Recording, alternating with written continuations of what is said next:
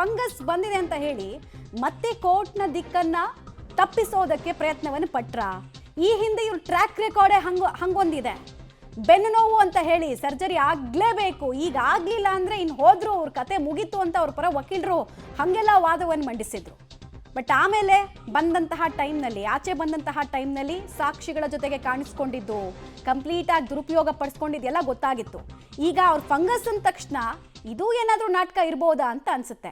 ಯಾಕನ್ಸುತ್ತೆ ಅಂದರೆ 5,000 ಜನ ಪರಪ್ಪನ ಅಗ್ರಹಾರದಲ್ಲಿ ವಾಸ ಮಾಡ್ತಿರೋದು. ಇವ್ರೊಬ್ಬರಿಗೆ ಸಮಸ್ಯೆ ಆಗಿ ಉಳಿದವರಿಗೆಲ್ಲ ಸಮಸ್ಯೆ ಆಗ್ತಿಲ್ಲ ಅಂದರೆ ಅದು ಪ್ರಶ್ನೆ ಬರುತ್ತಲ್ವಾ? 100 ಜನ ಅಟ್ಲೀಸ್ಟ್ ಈ ಪ್ರಾಬ್ಲಮ್ ಬಗ್ಗೆ ಹೇಳಬೇಕಲ್ವಾ? ನಮಗೂ ಬೆಳಕು ಗಾಳಿ ವ್ಯವಸ್ಥೆ ಇಲ್ಲ, ನಮಗೂ ಫಂಗಸ್ ಬಂದಿದೆ ಅಂತ ಯಾರ್ದಾದ್ರೂ ಅರ್ಜಿ ಬರಬೇಕಲ್ವಾ? ಇವರೊಬ್ಬರಿಗೆ ಹೆಂಗೆ ಬರುತ್ತೆ? ಪ್ರಶ್ನೆ ಬರುತ್ತೆ.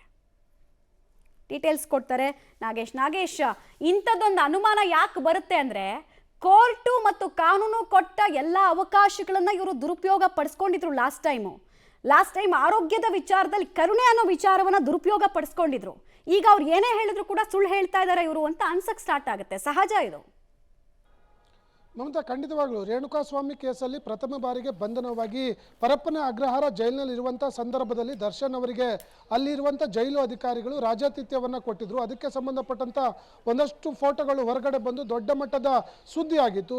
ಆ ಕಾರಣಕ್ಕಾಗಿ ಅವರಿಗೆ ಪರಪ್ಪನ ಅಗ್ರಹಾರ ಜೈಲಿನಿಂದ ಬಳ್ಳಾರಿ ಜೈಲಿಗೆ ಶಿಫ್ಟ್ ಮಾಡಿ ಅಲ್ಲಿ ಇರಿಸಲಾಗಿತ್ತು. ಅದಾದ ಬಳಿಕ ಆರೋಗ್ಯದ ನೆಪವನ್ನು ಹೇಳಿ ಜಾಮೀನನ್ನು ಪಡೆದುಕೊಂಡಿದ್ರು. ಅದೇ ರೀತಿಯ ಹೈಡ್ರಾಮಾ ಮತ್ತೆ ಮುಂದುವರಿಸಿದ್ದಾರ ದರ್ಶನ್ ಅನ್ನುವಂಥದ್ದು ಬಹಳ ಸ್ಪಷ್ಟವಾಗಿ ಮೇಲ್ನೋಟಕ್ಕೆ ಕಾಣ್ತಾ ಇರುವಂಥದ್ದು. ಇವತ್ತು ಅವರಿಗೆ ಚಾರ್ಜ್ ಫ್ರೇಮ್ ದಿನಾಂಕ ಮತ್ತೆ ಅವರಿಗೆ ಇವತ್ತು ಬಳ್ಳಾರಿ ಜೈಲಿಗೆ ಮತ್ತೆ ಶಿಫ್ಟ್ ಮಾಡುವ ವಿಚಾರದ ಅರ್ಜಿ ಆದೇಶವಿತ್ತು. ಆ ಸಂದರ್ಭದಲ್ಲಿ ನ್ಯಾಯಾಧೀಶರ ಮುಂದೆ ದರ್ಶನ್ ಅಂಡ್ ಗ್ಯಾಂಗ್ಗೆ ವಿಡಿಯೋ ಕಾನ್ಫರೆನ್ಸ್ ಮೂಲಕ ಹಾಜರುಪಡಿಸಲಾಗಿತ್ತು. ಆ ಸಂದರ್ಭದಲ್ಲಿ ಒಂದಷ್ಟು ಅಳಲನ್ನು ತೋಡ್ಕೊಂಡಿರುವಂಥದ್ದು ನ್ಯಾಯಾಧೀಶರ ಮುಂದೆ. ನನಗೆ ಓಕೆ, ರೈಟ್ ನಾಗೇಶ್. ಹಾಗೆ ಸಂಪರ್ಕದಲ್ಲಿ ಒಟ್ಟಿನಲ್ಲಿ ತನ್ನ ಸಮಸ್ಯೆಯನ್ನ ತಾನೇ ಹೇಳ್ಕೊಂಡ್ರೆ ಏನಾದರೂ ಒಂದು ಚೇಂಜಸ್ ಆಗುತ್ತಾ ಅನ್ನೋ ನಿರೀಕ್ಷೆ ದರ್ಶನ್ಗೆ. ಬಟ್ ಇಂತಹ ಸಾಕಷ್ಟು ಪ್ರಕರಣಗಳನ್ನು ನ್ಯಾಯಾಧೀಶರು ಕೂಡ ನೋಡಿರ್ತಾರೆ. ಆಮೇಲೆ ಇನ್ನೊಂದು ಏನಂತ ಅಂದರೆ, ಈ ಥರ ಖಿನ್ನತೆಗೆ ಒಳಗಾದಂತಹ ವ್ಯಕ್ತಿಗಳ ಸ್ಟೇಟ್ ಆಫ್ ಮೈಂಡ್ ಹೆಂಗಿದೆ ಅನ್ನೋದನ್ನು ಕೂಡ ಮನೋವೈದ್ಯರಿಂದ ಮಾಹಿತಿ ಪಡ್ಕೊಳ್ತಾ ಇರುತ್ತೆ ಕಾಲಕಾಲಕ್ಕೆ ಕೋರ್ಟ್.